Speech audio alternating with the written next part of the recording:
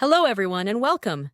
Today, we are going to look at 7 phrasal verbs that you will hear all the time in everyday English conversations. These are not difficult words. They are short, simple, and very useful. So let us get started. The first one is add up. When something adds up, it makes sense. It feels right. Imagine you are looking at a story someone told you, but something feels wrong. The times do not match. The details are strange. You might say to your friend, "I don't know, this story doesn't add up." Native speakers use this all the time when something feels false or confusing. You might also hear, "Wait, that doesn't add up. How could he be in 2 places at the same time?" Now, closely related to that is add up to. This one is about a total. When numbers or things add up to something, they reach that amount together. Think about going shopping. You buy a coffee, a sandwich, and a book. You look at the receipt and think, wow, all of this adds up to $50. It is also used in a bigger sense, like when someone works hard every day, little by little, and at the end of the year, they have saved a lot of money. You could say, small efforts every day add up to big results over time. Next, we have ask around. This is a very natural and friendly phrase. When you ask around, you talk to different people to find information. Maybe you are new in town and you want to find a good dentist. You do not just search online. You talk to your neighbors, your coworkers, people at the coffee shop. You are asking around. A native speaker might say, "I'm not sure which restaurant is the best around here, but let me ask around and get back to you." It is a very casual and helpful kind of phrase. Then we have ask out. This one is fun. When you ask someone out, you invite them on a date. You are showing that you like them and you want to spend time with them in a romantic way. Imagine a guy at work who really likes his colleague. He is nervous, but one day he walks over and says, "Hey, I was wondering if you'd like to get dinner sometime." He asked her out. You will hear things like, "Did you hear that Tom finally asked Sarah out?" Or, "I've been wanting to ask him out for months, but I'm too nervous." Moving on, let us talk about back down. When someone backs down, they stop arguing or fighting. They give up their position. Maybe 2 friends are having a big argument about something, and one of them realizes the other person has a good point. So they stop pushing. They back down. Native speakers might say, "He was very angry at first, but when he heard the full story, he backed down." Or you might hear, "She never backs down in an argument. She always fights to the end." It shows someone choosing to stop, not because they are weak, but sometimes because they are wise. After that, we have back off. This one sounds a little stronger. When you tell someone to back off, you are telling them to stop, to give you space, to leave you alone. If someone is pressuring you or getting too close, you back off. Imagine someone keeps asking you the same personal question and you're not comfortable. You might say, "Hey, can you please back off?" That's personal. It can also be used more gently, like when a parent is watching their child do homework and helping too much. The child might say, "Mom, please back off. I can do it myself." Native speakers also use it when someone is being too aggressive in a situation, like in a negotiation or argument.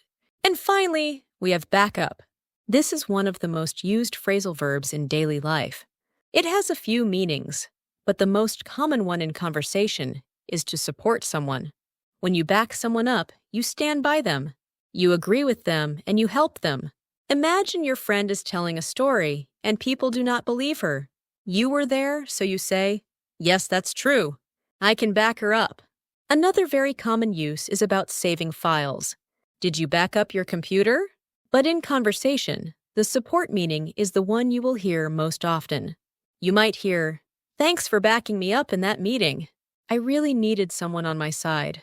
So there you have it, 7 phrasal verbs that you will hear in homes, offices, coffee shops, and conversations all across the United States and the United Kingdom every single day. They are small words, but they carry a lot of meaning. The more you hear them, the more natural they will feel. Now, let us listen to short sentences and then a dialogue that uses all 7 of these phrasal verbs together. Add up. The numbers on the board don't add up. Add up. The numbers on the board don't add up. Add up to. The coins in the jar add up to $10. Add up to. The coins in the jar add up to $10. Ask around. She asks around the neighborhood for a lost cat. Ask around. She asks around the neighborhood for a lost cat. Ask out. He asks her out in the school hallway. Ask out. He asks her out in the school hallway. Back down. The big dog backs down when the cat hisses. Back down. The big dog backs down when the cat hisses. Back off. She tells him to back off at the front door. Back off. She tells him to back off at the front door. Back up. He backs up his friend in front of the crowd. Back up. He backs up his friend in front of the crowd. Hey, I've been looking at our monthly expenses. Something doesn't add up. What do you mean? Everything looks fine to me. Well, we spent $20 on coffee, $15 on snacks, and $30 on lunch. But the total here says $90. That doesn't add up. Oh, I see what you mean. Let me check again. I think all these small things add up to way more than we expect every month.